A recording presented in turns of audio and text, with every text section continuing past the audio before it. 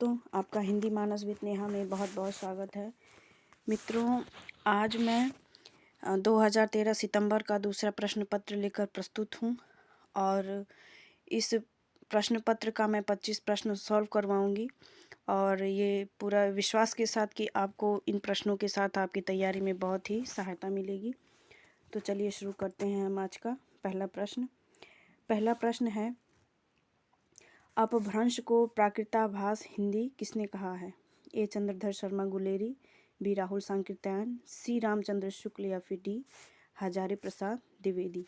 तो इसका सही जवाब हो जाएगा रामचंद्र शुक्ल। जिन्होंने आचार्य शुक्ल का इतिहास ग्रंथ पढ़ा होगा, वहाँ पर उन्होंने साफ साफ लिखा है कि अपभ्रंश को प्राकृताभास हिंदी कह सकते हैं। वैसे चंद्रधर शर्मा गुलेरी ने इसे पुरानी हिंदी कहा था। अगला प्रश्न देखते हैं।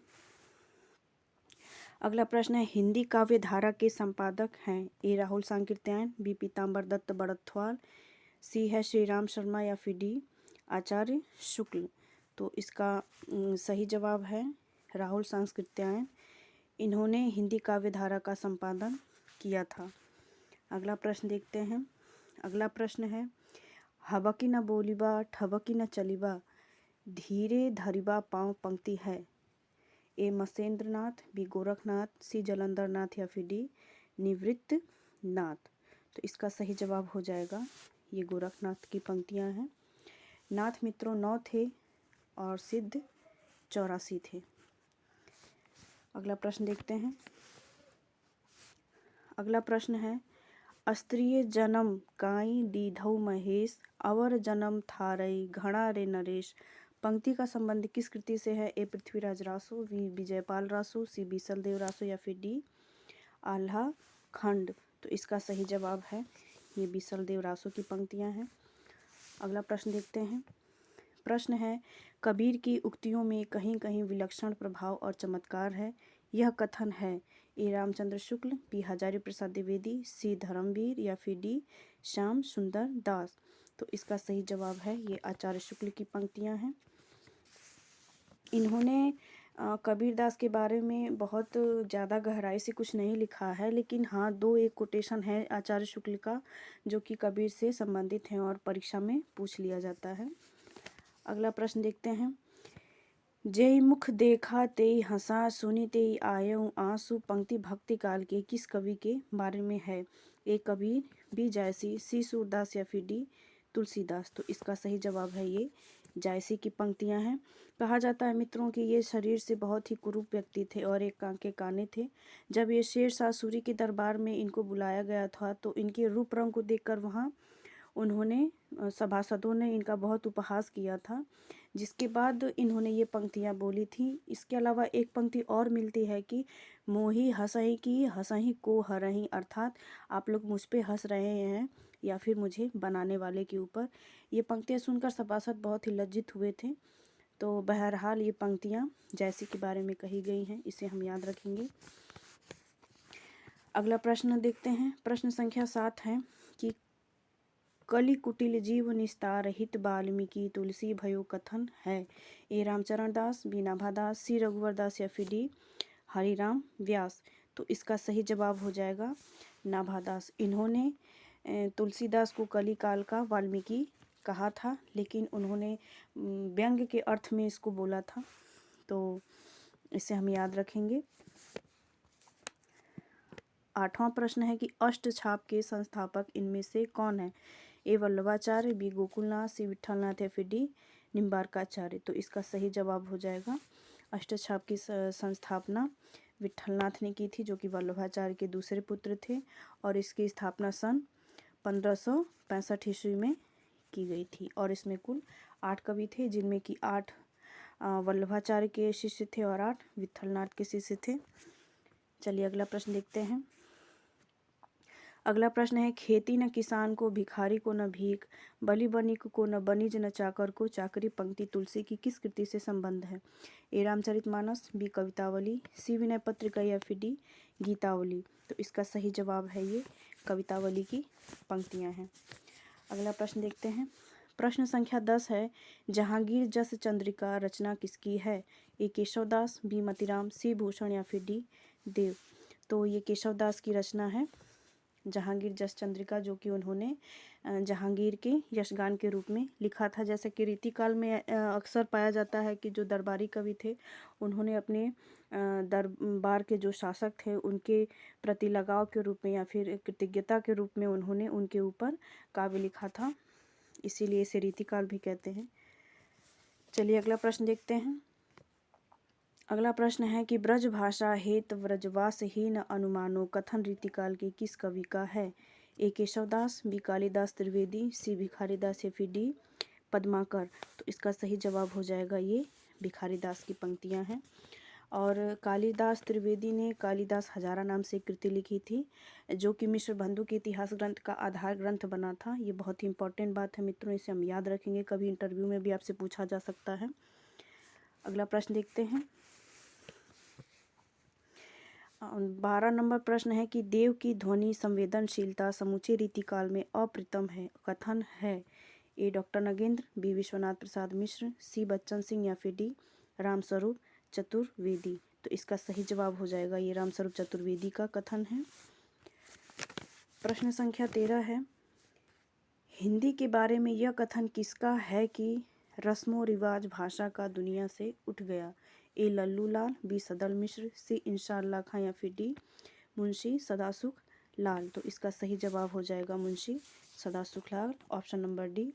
मित्रों ये जो 4 ऑप्शन दिए गए हैं ये आधुनिक गद्य काव्य का जो गद्य लिखा गया था उसके 4 आधार स्तंभ हैं। इनमें से गद्य के ये आधार काल के लेखक थे प्रमुख, जिनमें कि सदल मिश्र और लल्लू लाल फोर्ट विलियम कॉलेज से जुड़े हुए थे। अगला प्रश्न देखते हैं। निम्नलिखित में से, माफ़ कीजिएगा लल्लू लाल नहीं थे, हाँ सदल मिश्र और लल्लू लाल ही थे।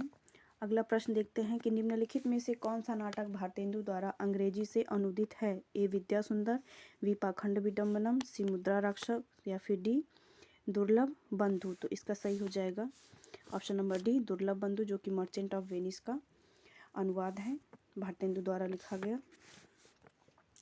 अगला प्रश्न देखते हैं। उपन्यास मासिक पुस्तक का प्रकाशन किस सन से शुरू हुआ? सन 1901, सन 1905, सन 1907 या फिर सन 1910। तो इसका सही जवाब हो जाएगा ऑप्शन नंबर ए, सन 1901 से प्रकाशित हुआ था। अगला प्रश्न देखते हैं। संपत्ति शास्त्र की भूमिका लेख किस पत्रिका में छपा था? हिंदी प्रदीप, सरस्वती, ब्राह्मण या फिर बिहार बंधु। तो इसका सही जवाब हो जाएगा ऑप्शन नंबर बी, संपत्ति शास्त्र सरस्वती पत्रिका में छपा था और ये महावीर प्रसाद द्विवेदी के ऊपर लिखा गया था या उनके द्वारा लिखा गया था।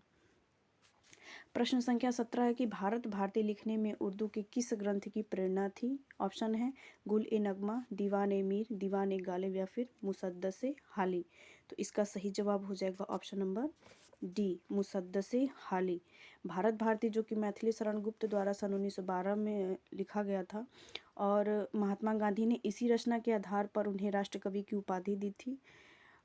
ये मैथिली शरण गुप्त वही हैं जो कि चिरगांव झांसी में इनका जन्म हुआ था और इन्होंने साकेत उपन्यास बोल रही हूँ, माफ़ कीजिएगा, महाकाव्य लिखा है जो कि उर्मिला के विरह वर्णन का आधार बनाकर लिखा गया था।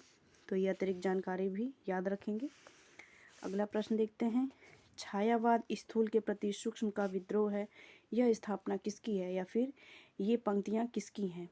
तो ऑप्शन है नंद दुलारे वाजपेयी, बी नगेंद्र, सी रामविलास शर्मा या फिर डी नामवर सिंह। तो ये बहुत ही फेमस प्रश्न है और रिपीटेड क्वेश्चन है, इसका सही जवाब हो जाएगा डॉक्टर नगेंद्र। अगला प्रश्न देखते हैं।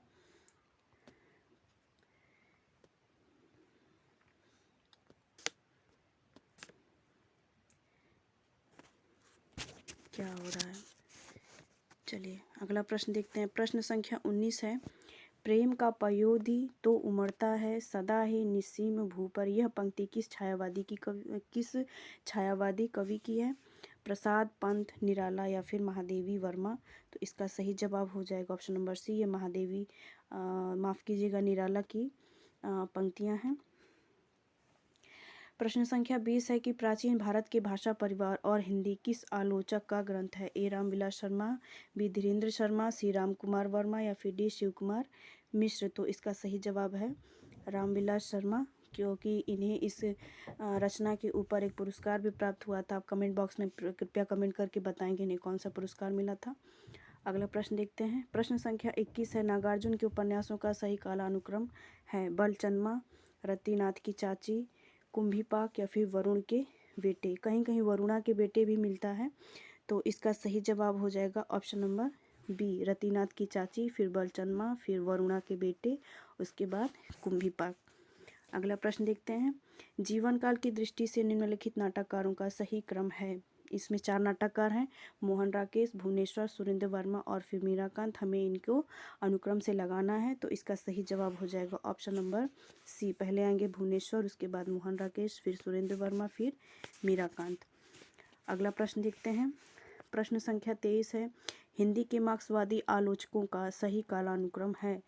इसमें भी 4 आलोचक दिए गए हैं और हमें इनका अनुक्रम सही करके लगाना है। आलोचक हैं रामविलास शर्मा, शिवदान सिंह चौहान, नामवर सिंह और अमृत राय। तो इसका सही जवाब हो जाएगा ऑप्शन नंबर डी। पहले आएंगे शिवदान सिंह चौहान, फिर रामविलास शर्मा, फिर अमृत राय और उसके बाद नामवर सिंह। प्रश्न संख्या 24 है कि निम्नलिखित आत्मकथाओं का सही कालानुक्रम कौन सा है? इसमें भी 4 आत्मकथाएं हैं, लगता नहीं है दिल मेरा, कस्तूरी कुंडल बसाए, हादसे और शिकंजी का दर्द। तो इसका सही जवाब हो जाएगा ऑप्शन नंबर ए, यही सही है। लगता नहीं है दिल मेरा, उसके बाद आएगा कस्तूरी कुंडल बसाए, फिर हादसे, फिर शिकंजे का दर्द। अगला प्रश्न देखते हैं। प्रश्न संख्या 25 है कि निम्नलिखित यात्रा वृत्तांतों का प्रकाशन की दृष्टि से सही अनुक्रम है?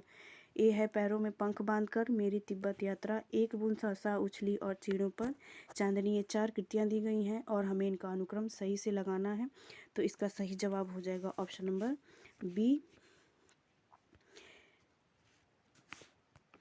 पहले आएगी मेरी तिब्बत यात्रा, जो कि राहुल सांस्कृत्यायन का लिखा हुआ यात्रा वृत्तांत है। फिर है पैरों में पंख बांधकर, एक बूंद सहसा उछली यज्ञ का यात्रा वृत्तांत है, और चीड़ों पर चांदनी, जो कि निर्मल वर्मा का यात्रा वृत्तांत है। ये सबसे बाद में आएगा। तो ये थे आज के टोटल 25 प्रश्न, और मिलते हैं हम अगले वीडियो में। तब तक बने रहें इस चैनल पर अपनी तैयारी को और बेहतर करने के लिए, और इस वीडियो को कृपया किसी ज़रूरतमंद के पास ज़रूर शेयर करें। मिलते हैं अगले वीडियो में, तब तक के लिए पढ़ते रहें और बने रहें इस चैनल पर।